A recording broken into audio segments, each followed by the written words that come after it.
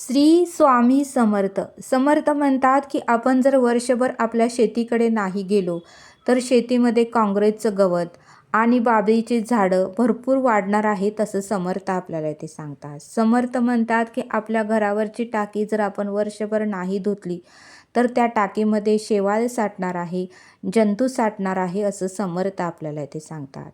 समर्थ म्हणतात की वर्षभर जर आपण घराकडे बघितलं नाही किंवा कुलूप लावून जर आपण बाहेर परगावी राहत असेल तर त्या घरामध्ये सुद्धा घाण साठणार आहे, माती साठणार आहे, धुरळा साठणार आहे.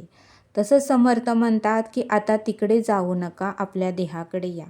आपल्या देहाने सुद्धा वर्षभर जर श्रवण केलं नाही, नामस्मरण केलं नाही, उपासना केली नाही, परब्रह्माची आपल्याला ओळखच नाही झाली तर आपल्या देहामध्येही रजोगुण, तमोगुण, 8 विषयांचे हे असे विकार वाढणार आहे तसं समर्थांनी आपल्याला इथे सांगितलं. म्हणून समर्थ म्हणतात की दर आठवड्याला आपल्याला श्रवण पाहिजे आणि आपल्याला उपासना रोज थोडा वेळ अर्धा तास तरी सकाळी आणि संध्याकाळी पाहिजे.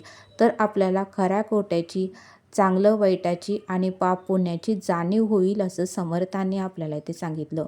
वर्षभर जर आपण नामस्मरणच केलं नाही, श्रवणच केलं नाही तर आपल्यामध्ये 8 विषय वाढणार आहेत, रजोगुण वाढणार आहे, तमोगुण वाढणार आहे, राग, मत्सर, द्वेष, तिरस्कार, अहंकार, लोभ, कामना हे सगळे 8 विषय वाढणार आहेत आणि हे विषयच आपल्याला जन्ममृत्यूच्या फेऱ्यामध्ये अडकवतात. म्हणून समर्थ म्हणतात की आपल्याला सुटून जायचं असेल आणि आपल्याला जन्ममृत्यू परत नको असेल आणि आपल्याला मोक्षाची गती हवी असेल तर आपल्याला दर आठवड्याला श्रवण ऐकता आलं पाहिजे.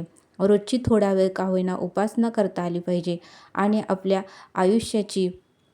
आयुष्याचा अर्थ आपल्याला समजून घेता आलं पाहिजे असं समर्थांनी आपल्याला इथे सांगितलं.